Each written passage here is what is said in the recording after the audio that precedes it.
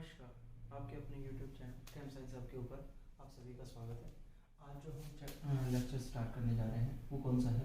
10th lecture है, जिसके अंदर हम किसके बारे में पढ़ने वाले हैं? ईथर की केमिकल प्रॉपर्टीज़ के बारे में पढ़ने वाले। तो आपने देखा होगा कि अभी तक ईथर के अंदर हमने क्या पढ़ा था? प्रिपरेशन ऑफ ईथर पढ़ा था। आज जो हम पढ़ने जा रहे हैं वो कौन सा है? Chemical properties of ether.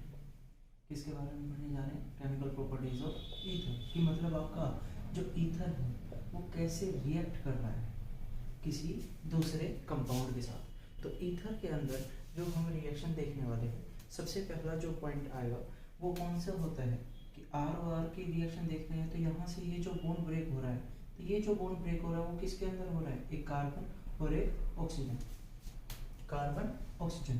तो यहाँ पे जो रिएक्शन देखेंगे कौन से बॉन्ड की देखेंगे? Reaction involving cleavage of carbon oxygen bond. Main हम कौन सा देखने वाले हैं? क्लीवेज देखने वाले हैं। कौन सी? कार्बन ऑक्सीजन बॉन्ड की। तो यहाँ पे जो भी रिएक्शन होगी वो यहाँ पे कार्बन ऑक्सीजन जो बॉन्ड ब्रेक हो रहा होगा उसके बारे में हम रिएक्शंस देखेंगे। तो सबसे मेन जो रिएक्शन है वो आपकी क्या है? ROR, मतलब आपकी ये क्या है? ईथर की फॉर्मेशन है। और ईथर आपका किसके साथ रिएक्शन कर रहा है? डाइल्यूट आपका HX के साथ, मतलब हम क्या कह सकते हैं? हैलोजन एसिड के साथ। यदि हैलोजन एसिड के साथ रिएक्ट करता है तो आपको पता है HX में X के ऊपर कैसा चार्ज होता है? नेगेटिव। हाइड्रोजन पे कैसा चार्ज होता है? पॉजिटिव। यदि कार्बन ऑक्सीजन बॉन्ड के अंदर बीच में ब्रेकेज देखेंगे तो कार्बन पे कैसा चार्ज आएगा? पॉजिटिव। ऑक्सीजन पे कैसा चार्ज आएगा? नेगेटिव। तो हम पॉजिटिव नेगेटिव के अकॉर्डिंग भी आपका क्या बना सकते हैं? प्रोडक्ट बना सकते हैं कि आपका यहाँ पे फॉर्मेशन क्या होगी? ROH प्लस में आपका क्या फॉर्मेशन हो जाएगी? Alkyl halide. क्या फॉर्मेशन हुआ? ROH बना और साथ में क्या बना है? Alkyl halide. तो यहाँ पे आपका क्या हुआ है? ईथर ने रिएक्शन किसके साथ की है? एसिड के साथ, हैलोजन एसिड। हैलोजन एसिड मतलब हाइड्रोक्लोरिक एसिड हुआ, आपका हाइड्रोब्रोमिक एसिड हुआ, उनके साथ रिएक्शन करके आपका क्या बना रहा है? अल्कोहल की फॉर्मेशन कर रहा है, एल्काइल हैलाइड की भी फॉर्मेशन कर रहा है। जैसे मैं एक आपकी रिएक्शन देखता हूँ, जैसे मैंने ये लिया CH3CH2 OCH2CH3, मतलब इसको क्या कहते हैं? Di ethyl ether. क्या कहते हैं? Di ethyl ether. यदि डाई इथाइल ईथर की रिएक्शन मैं किसके साथ देख रहा हूँ? HX के साथ। किसके साथ देख रहा हूँ? HX के साथ, मतलब हाइड्रोजन एसिड के साथ देख रहा हूँ। आपका यहाँ पे मैं क्या ले सकता हूँ? HCl भी ले सकता हूँ। मैंने क्या लिया? HCl लिया। अब यदि मैं रिएक्शन देखूंगा तो यहाँ पे हाइड्रोजन पे कैसा चार्ज? पॉजिटिव। क्लोरीन पे कैसा चार्ज? नेगेटिव। ऑक्सीजन पे यदि इन दोनों में से आप कोई भी ब्रेकेज देखेंगे तो आपका दोनों क्या है? सिमेट्रिकल है। तो सिमेट्रिकल है तो कार्बन पे कैसा चार्ज आएगा? पॉजिटिव। ऑक्सीजन पे कैसा चार्ज आएगा? नेगेटिव। आपकी फॉर्मेशन देखोगे तो फॉर्मेशन में एक क्या बनेगा? अल्कोहल। एक क्या बनेगा? अल्कोहल। और दूसरा क्या बन जाएगा? CH3CH2Cl। मतलब आपका एक तो क्या बन रहा है? अल्कोहल की फॉर्मेशन कर रहा है और दूसरा क्या बना रहा है? Alkyl halide. तो एक का नाम क्या हो गया? इथेनॉल और दूसरे का नाम क्या हो गया? Ethyl chloride. तो ये तो था किसके अंदर? सिमेट्रिकल ईथर के अंदर। सिमेट्रिकल ईथर में आपका क्या बनेगा? एक अल्कोहल बन जाएगा, एक अल्काइल हैलाइड बन जाएगा। दोनों आपके प्रोडक्ट बना सकते हैं, कैसे भी बना दो। बट प्रॉब्लम कहाँ पे आएगी? अनसिमेट्रिकल ईथर में। किस में आएगी? अनसिमेट्रिकल ईथर के अंदर। अनसिमेट्रिकल ईथर लेता हूँ CH3CH2 OCH3। अब जैसे ये कैसा है? Methoxy ethane. क्या है? Methoxy ethane. अब मिथोक्सी इथेन की यदि मैं रिएक्शन करवाता हूँ किसके साथ? HCl के साथ। HCl के साथ मैंने रिएक्शन करवाई, प्रोडक्ट अब क्या बनाएगा? अब देखो हमारे पास कौन सी प्रोबेबिलिटी क्या है? एक ये वाली बॉन्डिंग तो ब्रेक करने की और एक ये वाली बॉन्ड ब्रेक करने की। इसमें से कौन सा बॉन्ड ब्रेक होगा? इसके ऊपर आपके प्रोडक्ट की फॉर्मेशन होगी। तो ये पॉइंट ध्यान रखना, आपके अनसिमेट्रिकल ईथर के अंदर स्मॉलर एल्काइल ग्रुप की साइड से क्या होगा? स्मॉलर एल्काइल जो ग्रुप होगा, मतलब जैसे CH3 और CH2CH3 में से स्मॉलर कौन सा? मिथाइल। मिथाइल की साइड से तो कार्बन ऑक्सीजन बॉन्ड क्या होगा? ब्रेक होगा। किस साइड से होगा, स्मॉलर एल्काइल ग्रुप से। आप बॉन्ड ब्रेक करोगे तो वो कौन सा होगा, smaller alkyl. Smaller alkyl group से करोगे तो यहाँ पे आपके पास कैसा चार्ज, पॉजिटिव। ऑक्सीजन पे कैसा चार्ज, नेगेटिव। हाइड्रोजन पे कैसा चार्ज, पॉजिटिव। क्लोरीन पे कैसा चार्ज, नेगेटिव। तो फॉर्मेशन देखो, CH3 CH2, साथ में क्या बन गया, OH, प्लस में अल्काइल हैलाइड कैसा बना है, स्मॉलर अल्काइल ग्रुप का। तो यहाँ पे ये पॉइंट ध्यान रखना, आपका जो हैलाइड आयन जाएगा वो लेस स्टेरिक हिंडर्ड की साइड जाएगा। किस साइड जाएगा, लेस स्टेरिक हिंडर्ड की साइड जाएगा। और लेस स्टेरिक हिंडर्ड मतलब स्मॉलर अल्काइल ग्रुप की साइड जाएगा। तो ये तो आपका कैसा था, मिथॉक्सी इथेन में आपके क्या प्रोडक्ट बने हैं, एक तो इथेनॉल बना है और दूसरा कौन सा बना है, मिथाइल क्लोराइड। एक कौन सा बना है, मिथेनॉल, मिथाइल क्लोराइड, और दूसरा क्या बना है, इथेनॉल। अब हम आगे करते हैं, आगे आप रिएक्शंस देखेंगे तो यही रिएक्शन है अनसिमेट्रिकल ईथर का। एक और हम क्या ले रहे हैं, रिएक्टेंट ले रहे हैं। अनसिमेट्रिकल ईथर का एक और रिएक्टेंट ले रहे हैं। एक और रिएक्टेंट लिया, जैसे मैंने आपका क्या लिया, CH3 OCH3। ये आपका क्या है, एक रिएक्टेंट जिसकी मैं रिएक्शन किसके साथ करवा रहा हूँ, हेलोजन एसिड के साथ रिएक्शन करवा रहा हूँ। तो आपका यहाँ पे ये क्या है, एक साइड प्राइमरी अल्काइल है, एक साइड कैसा है, सेकेंडरी। ये कैसा है, सेकेंडरी। ये कैसा है, प्राइमरी। तो यहाँ पे ये पॉइंट ध्यान रखना, किस साइड मूवमेंट करेगा, एक पॉजिटिव एक नेगेटिव। तो कौन सी साइड से ब्रेकेज होगी, सीधा simple point, smaller alkyl group से। किस साइड से क्लीवेज होगी, स्मॉलर अल्काइल ग्रुप से। और स्मॉलर अल्काइल ग्रुप से होगी तो यहाँ पे कार्बन पे कैसा चार्ज आएगा, पॉजिटिव। ऑक्सीजन पे कैसा आएगा, नेगेटिव। तो आपका प्रोडक्ट क्या बनेगा, CH3 CH3OH, आपका सेकेंडरी अल्कोहल बनेगा। साथ में आपने क्या बनाया है, CH3I, या आप आयोडीन नहीं है तो यहाँ पे क्या लगा सकते हैं, आपका हेलोजन। तो आपका ये प्रोडक्ट बनेगा। ये पॉइंट ध्यान रखना, किस साइड मूवमेंट करेगा, किस साइड से बॉन्ड क्लीवेज होगी, स्मॉलर अल्काइल ग्रुप से। अब यदि एक और पॉइंट है इम्पोर्टेंट, इसको इम्पोर्टेंट पॉइंट लगा लेना। यदि CH3 CH3 और साथ में रिएक्शन करवा दी किसके साथ, इसके साथ, तो यहाँ पे हम अभी तक क्या कहते आए थे, कौन सी साइड से ब्रेकेज होगी, स्मॉलर अल्काइल ग्रुप से। बट यदि मैं यहाँ से बॉन्ड ब्रेक करूँगा तो यहाँ से बॉन्ड ब्रेक करूँगा तो ये पॉइंट ध्यान रखना, टर्सरी कार्बोकटायन की फॉर्मेशन करेगा। और tertiary carbocation is more stable than primary carbocation. ये पॉइंट ध्यान रखना, tertiary carbocation is more stable than primary carbocation. और टर्सरी जो कार्बोकटायन है वो मोर स्टेबल है किससे, प्राइमरी कार्बोकटायन से। तो आपका टर्सरी कार्बोकटायन किसके साथ अटैच होगा, आपके X नेगेटिव के साथ। तो जो हैलाइड बनाएगा वो कौन सा बनेगा, टर्सरी हैलाइड।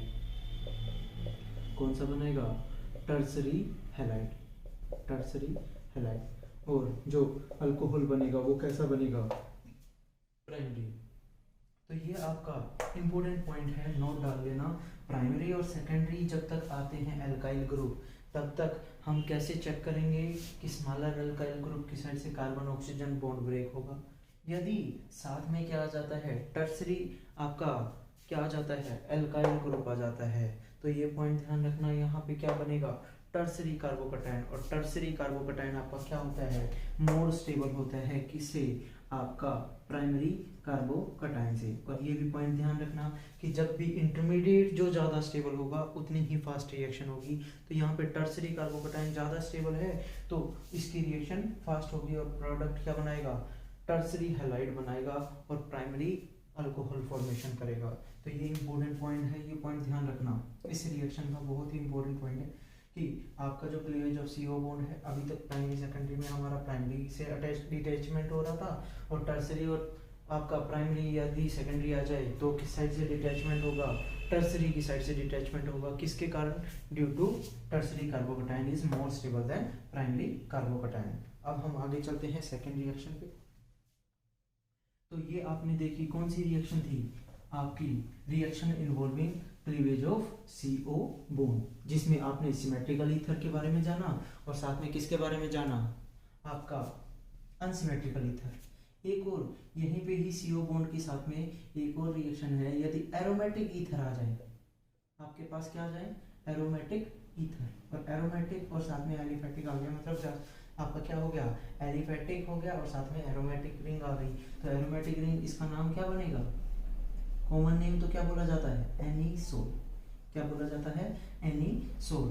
और यदि IUPAC की बात करते हैं तो इसका क्या नाम बोला जाएगा, OCH3 को हम क्या कहते हैं, मिथोक्सी। क्या कहते हैं, मिथोक्सी। और मिथोक्सी मेन चेन क्या हो गई, बेंजीन।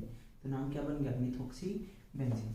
अब मिथोक्सी बेंजीन की यदि मैं रिएक्शन करवाता हूँ HI के साथ, मतलब हेलोजन एसिड के साथ, तो हेलोजन एसिड में आपकी देखो यहाँ पे टेंडेंसी क्या है, दो ब्रेक करने की, और दो ब्रेक में से कौन सा ब्रेकेज होगा, ये पॉइंट ध्यान रखना, कौन सा ब्रेकेज होगा, आपका होगा ऑक्सीजन कार्बन, मतलब ब्रेकेज कौन सी होगी, ए वाली क्लीवेज होगी। क्यों होगी, क्योंकि आपका जो मिथोक्सी बेंजीन है, या आप कह सकते हैं एरोमेटिक है, उसके साथ में ऑक्सीजन और CH3 ग्रुप अटैच हैं। तो ऑक्सीजन के पास क्या होते हैं, लोन पेयर। ऑक्सीजन के पास लोन पेयर है तो ये क्या करेगा, donate towards the benzene ring, और donate towards the benzene ring करता है। तो यहाँ पे ये पॉइंट देखो, ऑक्सीजन और बेंजीन के कार्बन के बीच में आपका कैसा बॉन्ड बन रहा है, पार्शियल डबल बॉन्ड कैरेक्टर। कैसा बॉन्ड बन रहा है, पार्शियल डबल बॉन्ड कैरेक्टर। और पार्शियल डबल बॉन्ड कैरेक्टर होने के कारण, पार्शियल डबल बॉन्ड कैरेक्टर होने के कारण इसकी जो बॉन्ड स्ट्रेंथ है वो क्या हो गई, इंक्रीज। और बॉन्ड स्ट्रेंथ इंक्रीज हो गई तो ये बॉन्ड ब्रेक होने की टेंडेंसी क्या हो गई, कम। और जब बॉन्ड्स ब्रेक होने की टेंडेंसी कम हो गई तो कौन सा बॉन्ड ब्रेक होगा, ए साइड वाला। और ए साइड वाला बॉन्ड ब्रेक होगा तो बनाएगा क्या, फिनोल, और साथ में क्या बन जाएगा, CH3I। ये तो आपने अभी भी वैसे भी देखा था अनसिमेट्रिकल ईथर में। अनसिमेट्रिकल ईथर में किस साइड से डिटैचमेंट होगी, जो आपका प्राइमरी होगा और स्मॉलर अल्काइल ग्रुप होगा उसकी साइड कौन जाएगा, आयोडाइड आयन। तो ये पार्शियल डबल बॉन्ड कैरेक्टर के कारण आपका यहाँ पे ये क्या हो रहा था, ये क्या हो रहा था, बॉन्ड स्ट्रेंथ क्या हो रही थी, इंक्रीज हो रही थी। ये वाला पॉइंट ध्यान रखना, बॉन्ड स्ट्रेंथ क्या हो गई, इंक्रीज। और बॉन्ड स्ट्रेंथ इंक्रीज हो गई तो बॉन्ड ब्रेक होने की टेंडेंसी यहाँ पे क्या हो गई, कम। तो आपका फॉर्मेशन क्या हुआ, फिनोल, और साथ में क्या बन गया, CH3I। तो ये भी आपके क्या थी, एरोमेटिक के साथ आपकी कोई भी रिएक्शन थी। तो ये तो आपकी रिएक्शन हुई किसकी, इन्वॉल्विंग जिसमें क्लीवेज हुआ कार्बन ऑक्सीजन बॉन्ड। और सेकेंड जो रिएक्शन है वो कौन सी है, इलेक्ट्रोफिलिक रिएक्शन। इलेक्ट्रोफिलिक मतलब आपके, यदि एरोमेटिक की बात करता हूँ, किसकी बात कर रहा हूँ, एरोमेटिक ईथर की। किसकी बात कर रहा हूँ, एरोमेटिक ईथर की। अब एरोमेटिक ईथर है तो जैसे मैंने लगाया वही एनिसोल बना दिया।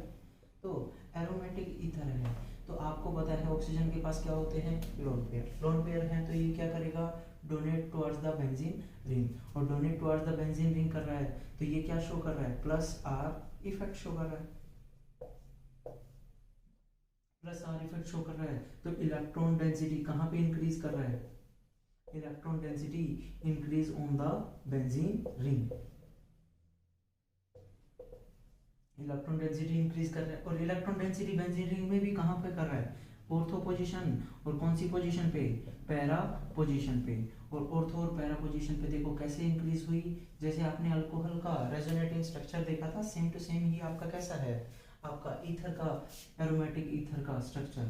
तो यहाँ पे देखो इसमें इसने क्या किया, लोन पेयर डोनेट किए, नेगेटिव चार्ज आया, यहाँ पे पाई बॉन्ड जैसे थे अनचेंज वैसे के वैसे रह गए, और इसके बीच में क्या बन गया, पार्शियल डबल बॉन्ड कैरेक्टर, जिससे बॉन्ड स्ट्रेंथ क्या हुई थी, अभी अभी इंक्रीज हुई थी। इससे ये पाई इलेक्ट्रॉन्स फिर अगले बॉन्ड पे शिफ्ट हुए, यहाँ से ये जो बॉन्ड के पाई इलेक्ट्रॉन्स हैं वो अगले एटम के ऊपर शिफ्ट हुए। तो आपका जो रेजोनेटिंग स्ट्रक्चर बना वो इलेक्ट्रॉन डेंसिटी कहाँ कहाँ इंक्रीज कर रहा है, एक ऑर्थो पोजीशन पे और दूसरी कौन सी पोजीशन पे, पैरा पोजीशन पे। तो पैरा पोजीशन पे इंक्रीज हुई, यहाँ से फिर दोबारा शिफ्ट, यहाँ से अगले एटम के ऊपर शिफ्ट, तो यहाँ से फिर दोबारा से ऑर्थो के ऊपर आ गए। तो आपका यहाँ पे रेजोनेटिंग स्ट्रक्चर में देखो कि आपका यहाँ पे electron density on the benzene ring कहाँ पे इंक्रीज हुई है, एक ऑर्थो पोजीशन और एक कौन सी पोजीशन, पैरा पोजीशन। तो नेगेटिव चार्ज जहाँ पे आया तो इलेक्ट्रोफिलिक रिएक्शन, जो हम बात कर रहे हैं किसकी, इलेक्ट्रोफिलिक रिएक्शन की, इलेक्ट्रोफिलिक रिएक्शन के बारे में बात कर रहे हैं। तो इलेक्ट्रोफिलिक रिएक्शन कौन सी होगी, जिसमें आपका इलेक्ट्रोफाइल हो, और इलेक्ट्रोफाइल के ऊपर चार्ज कैसा होता है, पॉजिटिव। तो आपका जो भी नेगेटिव चार्ज की रिंग जहां पे भी इलेक्ट्रॉन डेंसिटी आपकी क्या हुई थी, इंक्रीज हुई थी, किसके अंदर, ईथर के अंदर। तो आपका जो ये अटैचमेंट करवाएगा, जैसे कोई भी आपका इलेक्ट्रोफाइल आएगा वो कहाँ पे अटैच होगा, ये आपकी कैसी हो गई, जनरल इक्वेशन। और जनरल इक्वेशन में इलेक्ट्रोफाइल कहाँ पे अटैच हो रहा है, एक ऑर्थो पोजीशन, और दूसरी कौन सी होगी, पैरा पोजीशन। तो ये आपका इलेक्ट्रोफाइल क्या हो गया, अटैच हो गया। तो यहाँ पे आपका क्या क्या हुआ, इलेक्ट्रोफाइल आया, इलेक्ट्रोफाइल ने कहाँ पे अटैक किया, एक ऑर्थो पोजीशन और एक पैरा पोजीशन। तो आपका ये जो OCH3 ग्रुप है ये कैसा है, ऑर्थो पैरा डायरेक्टिंग, कैसा है, ऑर्थो पैरा डायरेक्टिंग, साथ में क्या है, एक्टिवेटिंग। देखो आपके 11th क्लास में भी पॉइंट आया होगा कि एक्टिवेटिंग और ऑर्थो पैरा डायरेक्टिंग का मतलब, या डीएक्टिवेटिंग और मेटा डायरेक्टिंग ग्रुप का। तो ऑर्थो पैरा डायरेक्टिंग कौन से होते हैं, जो ऑर्थो और पैरा पे आपकी इलेक्ट्रॉन डेंसिटी को क्या कर रहे हैं, इंक्रीज कर रहे हैं।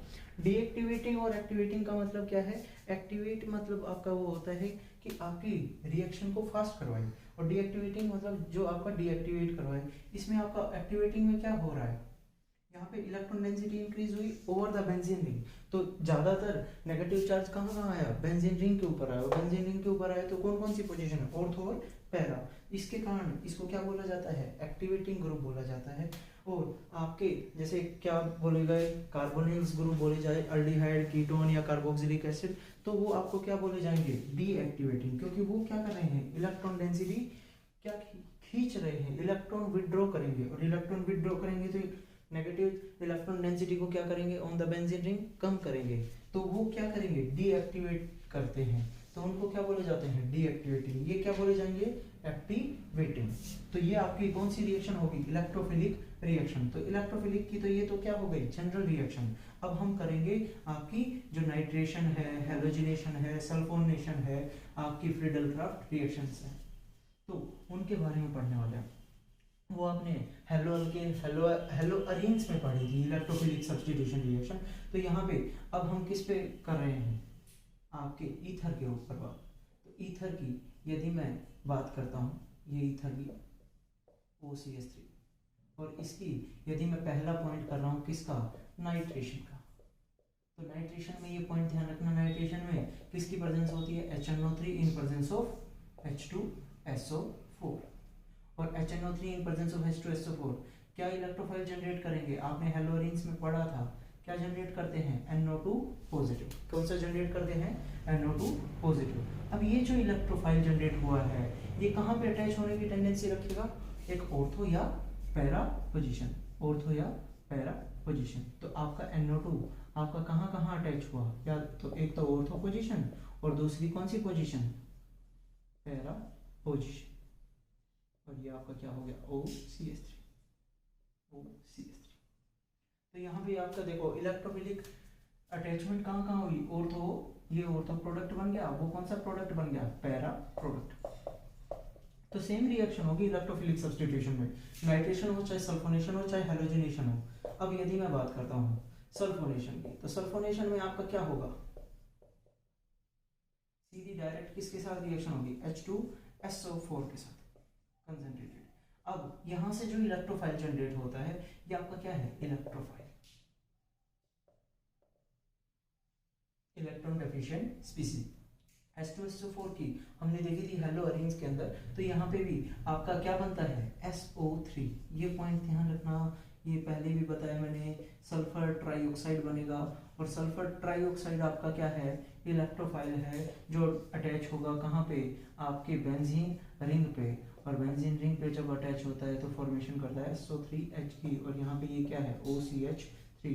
तो एक ऑर्थो पोजीशन पे अटैच हुआ, और दूसरा कौन सी पोजीशन पे अटैच हुआ, पैरा पोजीशन। एक कौन सी पोजीशन पे अटैच हुआ और दूसरा कौन सी पोजीशन पे अटैच हुआ, पैरा पोजीशन। तो सल्फोनेशन में भी आपका यहाँ पे क्या हुआ है, आपका क्या हुआ है, electrophilic substitution reaction. Ortho position और पैरा पोजीशन वही आंसर रहेगा, क्या रहेगा कि आपकी ऑर्थो और पैरा की इलेक्ट्रॉन डेंसिटी क्या हुई थी, इंक्रीज हुई थी, जिसके कारण आपका जो भी इलेक्ट्रोफाइल होगा वो कहाँ अटैच होगा, कहाँ अटैच होने की टेंडेंसी रखता है, ऑर्थो पोजीशन और पैरा पोजीशन। तो ये तो आपकी क्या हो गई, सल्फोनेशन रिएक्शन। और थर्ड रिएक्शन आपकी, यदि मैं हेलोजिनेशन करता हूँ, कौन सी, हेलोजिनेशन, OCH3, और हेलोजिनेशन किसकी प्रेजेंस में होगा, X2, और X2 in presence of FeCl3 या अनहाइड्रस AlCl3 आपका इलेक्ट्रोफाइल जो जनरेट करेगा वो क्या करेगा, X पॉजिटिव, मतलब आपका वो क्लोरीन है तो क्लोरीन पॉजिटिव हो जाएगा, ब्रोमीन है तो Br पॉजिटिव हो जाएगा। यदि इसकी रिएक्शन हम करते हैं किसके साथ, आपके एनिसोल के साथ, मतलब ईथर के साथ, तो ये भी आपका इलेक्ट्रोफाइल कहाँ पे अटैच करवाएगा, आपके ऑर्थो पोजीशन पे, और दूसरा कौन सी पोजीशन पे, पैरा पोजीशन पे, एक ऑर्थो पोजीशन पे और दूसरा कौन सी पोजीशन पे हो गया, पैरा पोजीशन। डी ऑप्शन, ये 11th में भी पढ़ते आए और 12th में भी वही सेम चल रहा है। अब देखो यहाँ पे ये क्या है, एनिसोल, एनिसोल की अब मैं फ्रीडल क्राफ्ट रिएक्शन करता हूँ, तो यह तो आपकी क्या हो गई, हेलोजिनेशन, ये आपकी क्या हुई है, हेलोजिनेशन, ये आपकी क्या हुई है, सल्फोनेशन, ये आपकी क्या हुई है, नाइट्रेशन, और ये जो होने जा रही है वो कौन सी है, फ्रीडल क्राफ्ट रिएक्शन। अब फ्रीडल क्राफ्ट रिएक्शन आपकी दो टाइप की होती है, एक होती है अल्काइलेशन, दूसरी कौन सी होती है, असाइलेशन। अल्काइलेशन की बात करता हूँ तो अल्काइलेशन में आपका एल्गाइल हैलाइड यूज होता है in presence of anhydrous AlCl3, और अनहाइड्रस AlCl3 पहले भी बताया है एक्ट एज लेविस एसिड, और लेविस एसिड के कारण ये जो इलेक्ट्रोफाइल जनरेट करता है वो कौन सा होता है, CH3 पॉजिटिव। तो ये जो अटैचमेंट करवाएगा ऑर्थो और पैरा पोजीशन पे आपका क्या बना रहा है, OCH3, एक तो ऑर्थो प्रोडक्ट और दूसरा कौन सा प्रोडक्ट, पैरा प्रोडक्ट। तो ये आपकी क्या हो गई, ईथर की केमिकल प्रॉपर्टीज। तो ये आपकी थी केमिकल प्रॉपर्टीज। तो मेन कौन सी है, ये तो इलेक्ट्रोफिलिक सब्स्टिट्यूशन, मेन आपकी कौन सी आएगी, जो मेन थी वो कौन सी थी आपकी, हेलोजन एसिड के साथ। अल्काइल आपका जो ईथर था वो हेलोजन एसिड के साथ रिएक्ट करके किसके साथ अटैचमेंट कर रहा था, स्मॉलर अल्काइल ग्रुप के साथ। और यदि एरोमेटिक रिंग आ जाए तो एरोमेटिक रिंग वाला जो कार्बन है और ऑक्सीजन का बॉन्ड कभी भी ब्रेक नहीं होगा, किसके कारण, due to partial double bond character, और पार्शियल डबल बॉन्ड करेक्टर के कारण उसकी बॉन्ड स्ट्रेंथ क्या हो जाती है, इंक्रीज, और बॉन्ड स्ट्रेंथ इंक्रीज हो गई तो बॉन्ड क्लीवेज होना उसमें क्या हो जाएगा, डिफिकल्ट। इसलिए एलिफेटिक और ऑक्सीजन जो बॉन्ड है, एलिफेटिक कार्बन और ऑक्सीजन का बॉन्ड है, वही क्या होता है, ब्रेक होता है। तो ये पॉइंट ध्यान रखना। Okay, thank you.